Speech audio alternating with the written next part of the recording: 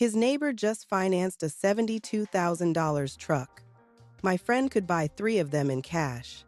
But he won't, because the scratch on that bumper is making him rich.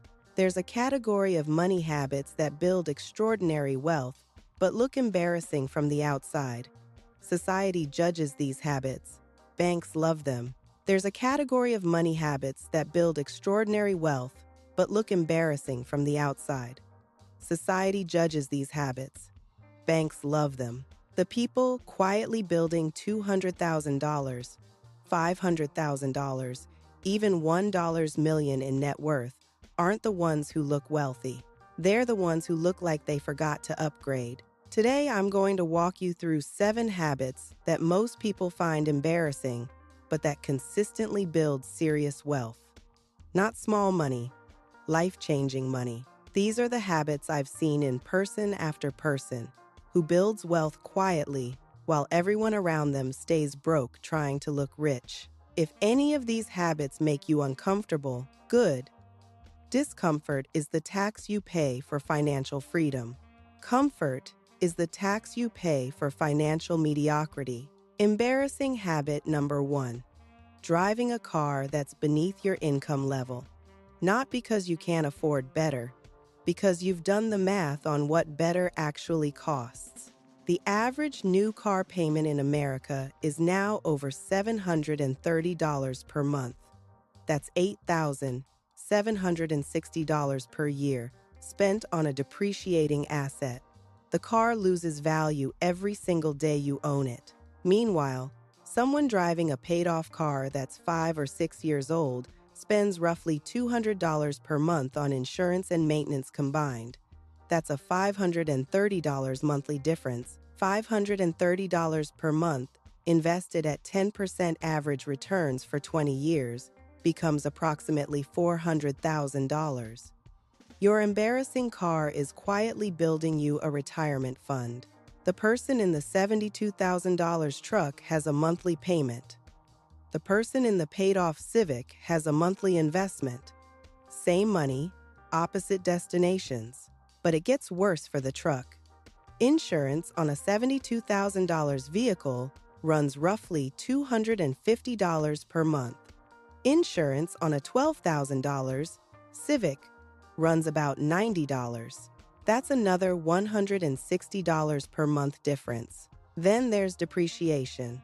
That $72,000 truck will lose roughly $15,000 in value in the first year alone. The paid-off Civic has already depreciated. It barely loses anything. When you add payments, insurance, and depreciation, the true cost difference between the impressive vehicle and the embarrassing one exceeds $800 per month easily. $800 per month, invested at 10% for 20 years, becomes approximately $604,000. The scratched bumper isn't just saving money, it's building a fortune in silence. Nobody at a traffic light has ever become wealthy from the car they were sitting in, but millions have become wealthy from the car payment they avoided. People will judge your car. Let them. They're financing their opinions. You're financing your freedom. Embarrassing habit number 2. Bringing lunch to work when everyone else eats out. This one gets mocked relentlessly, and it makes people quietly rich. The average American spends $15 to $20 per meal eating out for lunch, 5 days a week. That's $75 to $100 per week. Over a year, that's roughly $4,000 to $5,000. A packed lunch costs roughly $3 to $5. That same 5-day work week costs $15 to $25. The annual total is about $800 to $1,200. The difference is $3,000 to $4,000 per year. $3,500 per year invested at 10% returns for 25 years becomes approximately $390,000. From a lunchbox, the most embarrassing retirement fund in history. Your coworkers will ask why you don't join them. They'll say you're being cheap. They'll say you can afford it. And they're right. You can afford it. That's not the point. The point is that every dollar has a job, and the job of that $15 isn't to buy a mediocre sandwich. It's to compound into $85 over the next 30 years. 10 years later, they'll ask how you retired early. The lunchbox is the answer. They won't believe you. They never do. Embarrassing habit number 3. Saying no to social events that cost money. Weddings with $300 gifts. Bachelor parties in Vegas. Destination birthdays. Group dinners at expensive restaurants. The social pressure to spend money on other people's celebrations is enormous. Saying no feels rude. Saying no feels antisocial. But saying yes to everything is financial suicide. The average American spends $3,000 to $5,000 per year on social obligations they didn't budget for and often can't afford. Gifts, travel, group outings, and event expenses. The people building wealth learn a phrase that changes everything. I'd love to, but it's not in my budget right now. Simple, honest, boundary setting, and deeply uncomfortable. You don't have to say yes to every destination bachelor party. You don't have to match the $400 group gift for a coworker you barely know. True friends understand financial boundaries. People who judge you for not spending aren't protecting your friendship. They're protecting their own comfort with spending. $4,000 per year, redirected from social spending to investing at 10% returns for 20 years, becomes roughly $264,000. $250,000 built from the word no. Embarrassing habit. Number 4. Wearing the same clothes repeatedly and not following trends. This one makes people genuinely uncomfortable. The average American household spends $1,800 per year on clothing. People who follow trends and replace their wardrobe seasonally spend far more. $3,000 to $5,000 is common. Wealthy people who built their money, not inherited it, are notorious for wearing simple clothes repeatedly. It's not that they can't afford fashion. They've calculated the cost of caring. Every dollar you spend trying to impress people who aren't paying attention is a dollar that could be compounding. Compound interest doesn't care what you're wearing.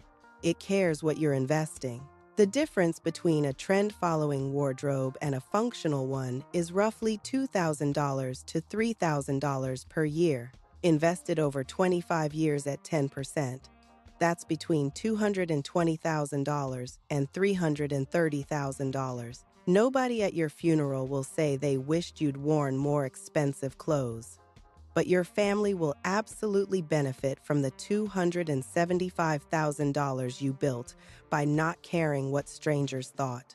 Embarrassing habit number 5. Negotiating everything. Prices, bills, rates, fees, salaries, everything.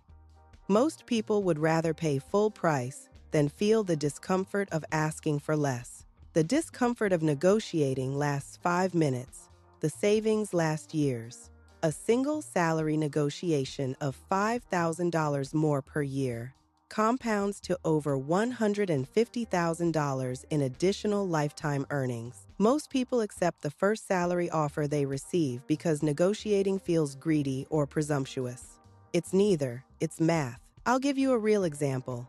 A 30-year-old who negotiates $5,000 more on their starting salary doesn't just earn $5,000 extra that year.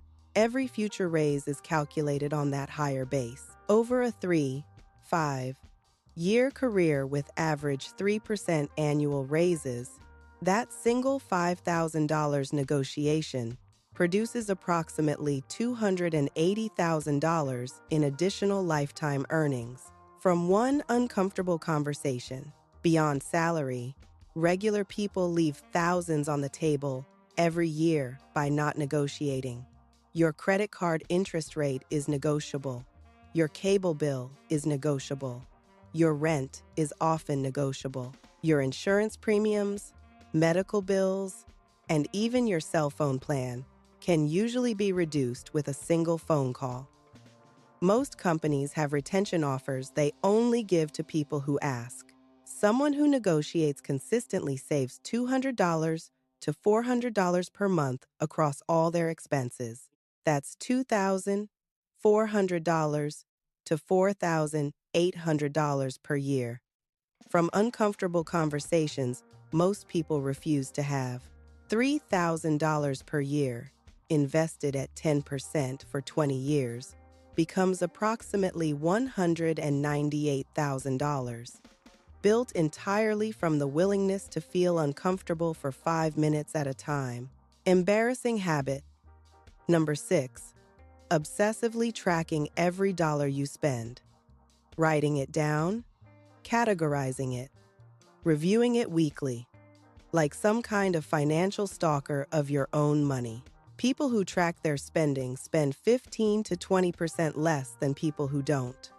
Not because they're more disciplined, because awareness itself changes behavior. When you write down $6.50 for a coffee, you process the expense consciously.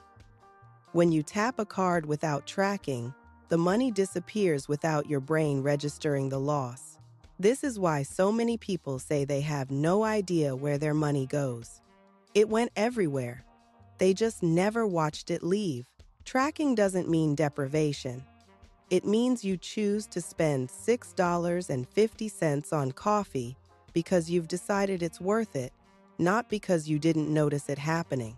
The 15 to 20% spending reduction from tracking alone on an average household income of $75,000 saves roughly $2,500 to $3,000 per year without changing your lifestyle at all. $2,750 per year invested at 10% for 25 years becomes approximately $305,000. Over $300,000 generated by the embarrassing habit of writing down what you spend. Your friends will think you're obsessive. Your partner might find it annoying. Your bank account will find it extremely attractive. The irony is that people who don't track their spending are the ones who should be embarrassed. They're giving away thousands per year without knowing where it goes. Embarrassing habit number 7. Living below your means, even when you don't have to. Choosing the smaller house, keeping the old phone, skipping the renovation. This is the master habit, the one that ties all the others together. Every previous habit is just a specific application of this single principle. Living below your means doesn't mean living miserably. It means being intentional about where your money goes, rather than letting it go wherever it wants. The world tells you that when you earn more, you should spend more. Bigger raise means bigger house. Promotion means new car. Bonus means vacation upgrade. This is called lifestyle inflation, and it's the single most effective wealth destroyer in America. It turns high earners into high spenders with nothing to show for decades of work. Wealthy people break this script. They decouple earning from spending. Their income goes up. Their lifestyle stays roughly the same. The gap between the two becomes their fortune. A couple earning $150,000 who lives on $85,000 saves $65,000 per year. That gap alone, invested consistently, reaches $1 million in roughly 9 years at average market returns. Their neighbors earning the same $150,000 but living on $140,000 save $10,000 per year. They won't reach $1 million for over 30 years. Same income, completely different timelines.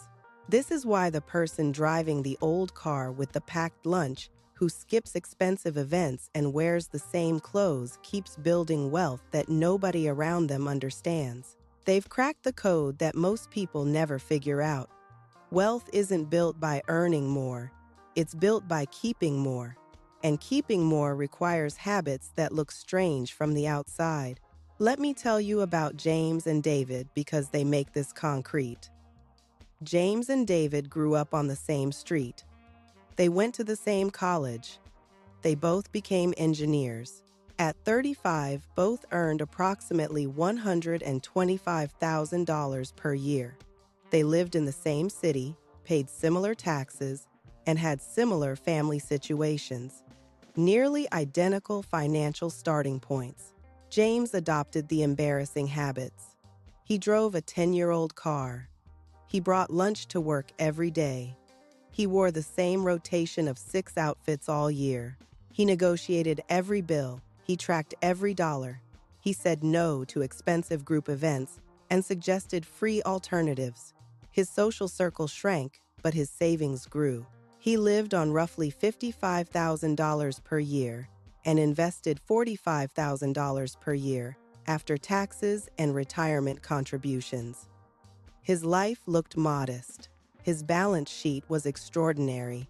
David made the standard choices. He upgraded his car every 4 years.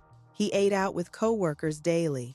He bought clothes seasonally and took expensive vacations. He never negotiated a bill in his life. He had no idea what he spent monthly. He said yes to every social event because saying no felt embarrassing. David lived on approximately $115,000 per year and saved roughly $5,000 per year after taxes. He felt like he was doing fine. The math said otherwise. At 50, James had accumulated $1.2 million in investments. His house was paid off. He had zero debt, and his annual investment income was beginning to approach his salary. At 50, David had $85,000 in retirement accounts, $180,000 left on his mortgage, and a lifestyle that required every dollar of his income to maintain. David never once calculated what his lifestyle actually cost. He earned $125,000 and assumed that was enough. It was enough to spend. It was never enough to build. David's most expensive habit wasn't the car or the lunches. It was the assumption that high income automatically creates wealth. It doesn't. Only the gap creates wealth. James could retire at 52. David can't retire until at least 67, and probably later. Same street, same school, same job, same salary for 15 years, different habits. Here's what most people miss about James. He wasn't miserable during those 15 years. He was the most relaxed person in his friend group because he never had financial anxiety. He never worried about a layoff because he had 3 years of expenses saved. He never stressed about a car breakdown because he could replace it in cash. He never lost sleep over a medical bill. He never worried about a layoff because he had 3 years of expenses saved. He never stressed about a car breakdown because he could replace it in cash. He never lost sleep over a medical bill. The embarrassing habits didn't just make James rich. They made him free. Free from the anxiety that controls most people's lives even when they earn good money.